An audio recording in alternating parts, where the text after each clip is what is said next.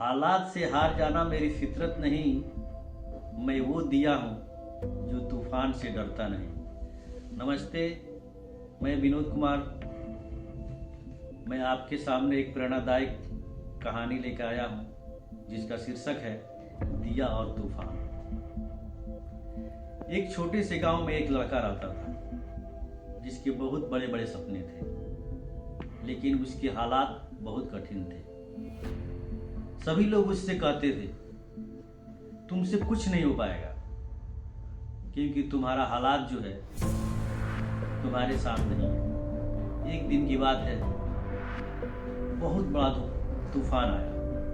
सारे घरों में अंधेरा छा गया। उसने एक दिया जलाने, तूफान ने दियों को बुझाने की बहुत कोशिश की, मगर जो दिया था वो जलता रहा। उस लड़के ने उसी समय सोचा कि एक छोटा सा दिया इस तूफान से लड़ सकता है, तो मैं तो एक मनुष्य हूँ, मैं क्यों नहीं इन हालातों से लड़ सकता। उसने उसी समय अपने आप को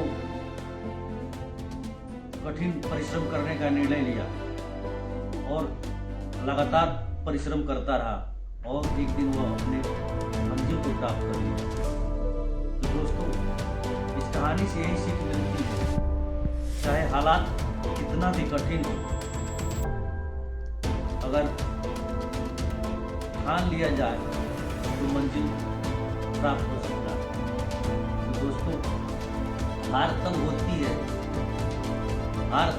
है जब मान लिया जाए, तब होती है जब ठान लिया जाए। थैंक यू दोस्तों, नमस्कार। हालात से हार जाना मेरी फितरत नहीं, मैं वो दिया हूँ जो तूफान से डरता नहीं। नमस्ते, मैं विनोद कुमार।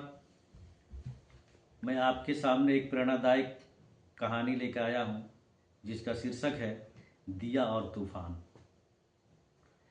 एक छोटे से गांव में एक लड़का रहता था जिसके बहुत बड़े बड़े सपने थे, लेकिन उसके हालात बहुत कठिन थे। सभी लोग उससे कहते थे, तुमसे कुछ नहीं हो पाएगा क्योंकि तुम्हारा हालात जो है तुम्हारे साथ नहीं है। एक दिन की बात है, बहुत बड़ा तूफान आया। सारे घरों में अंधेरा छा गया। उसने एक दिया जलाने, तूफान ने दियों को बुझाने की बहुत कोशिश की, मगर जो दिया था वो जलता रहा। उस लड़के ने उसी समय सोचा, एक छोटा सा दिया इस तूफान से लड़ सकता है, तो मैं तो एक मनुष्य हूँ, मैं क्यों नहीं इन हालातों से लड़ सकता हूँ। उसने उसी समय अपने आप को कठिन परिश्रम करने का निर्णय लिया और लगातार परिश्रम करता रहा और एक दिन वह अपने मंजिल को प्राप्त कर लिया। तो दोस्तों, इस कहानी से यही सीख मिलती है, चाहे हालात कितना भी कठिन हो,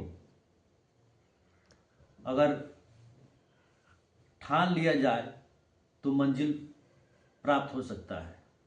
तो दोस्तों, हार तब होती है जब मान लिया जाए, और जीत तो तब होती है जब ठान लिया जाए। थैंक यू दोस्तों, नमस्कार।